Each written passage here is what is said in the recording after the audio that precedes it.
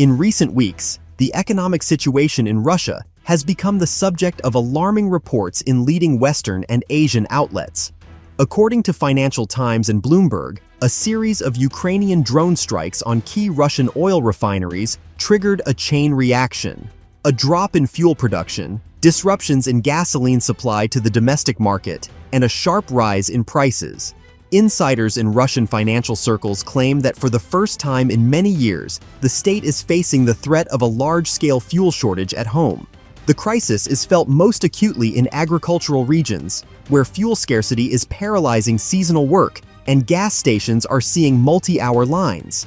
Against this backdrop, the Russian Ministry of Finance officially acknowledged a record budget deficit, which Western analysts estimate at $5 trillion in the near future. The figure may seem staggering, but insiders cited by Reuters note that the costs of the war against Ukraine are several times higher than planned expenditures, while revenues from hydrocarbon exports are rapidly falling due to sanctions and declining global demand. Europe has cut its imports of Russian gas to almost zero, while competition in Asia is intensifying. China and India are already securing maximum discounts, effectively pushing Moscow into raw material dependency.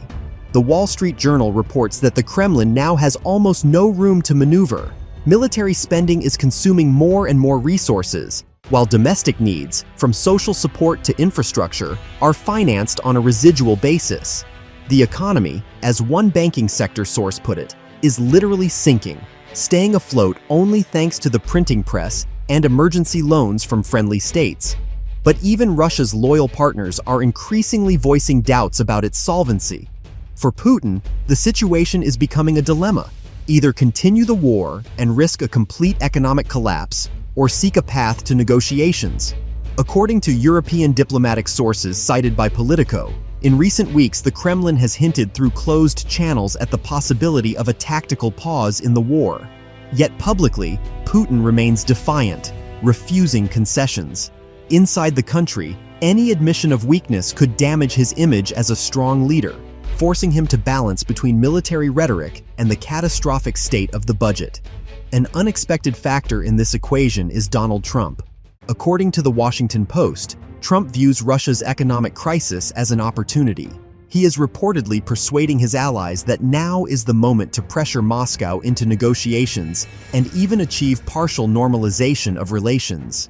Critics in Congress, however, call his position naive. One Republican senator compared Trump's remarks to the behavior of a schoolboy admiring a teacher, even when openly humiliated.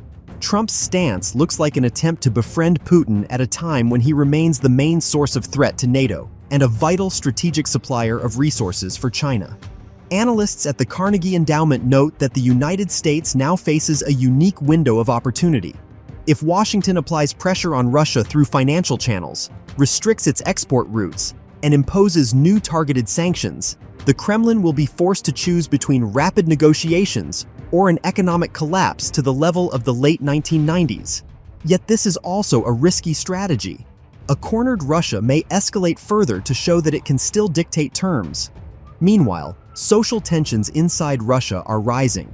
According to Medusa and BBC Russian service, regions are seeing delays in payments to state employees, including military personnel, and pensioners are facing postponed benefits. Economists call this a worrying signal. When the state begins to cut costs at the expense of the most vulnerable, it means the crisis has reached a systemic level. The situation has become paradoxical. Russia, despite its vast natural resources, finds itself in the position of a state showing signs of default. The key question is what steps Putin will take. Will he continue the war to the very end, disregarding the deficits and domestic crisis? Or will he attempt to find a way out through negotiations? For Trump, this is an opportunity to play the role of peacemaker, while for Russia, it represents the last chance to avoid catastrophic consequences and a complete economic collapse.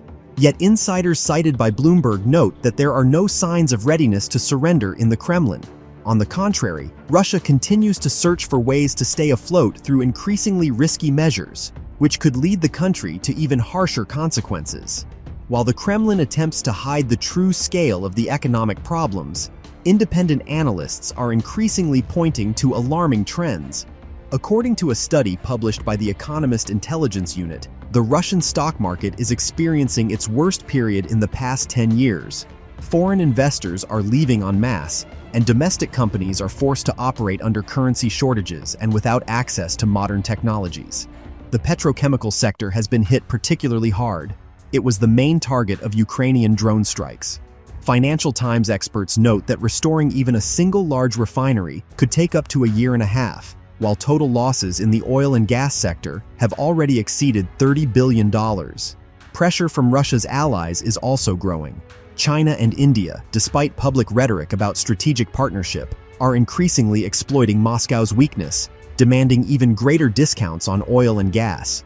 According to Nikkei Asia, Beijing and New Delhi have effectively imposed conditions on Moscow, forcing Russian oil to be sold below production costs, but the Kremlin is compelled to comply to maintain at least minimal foreign currency inflows.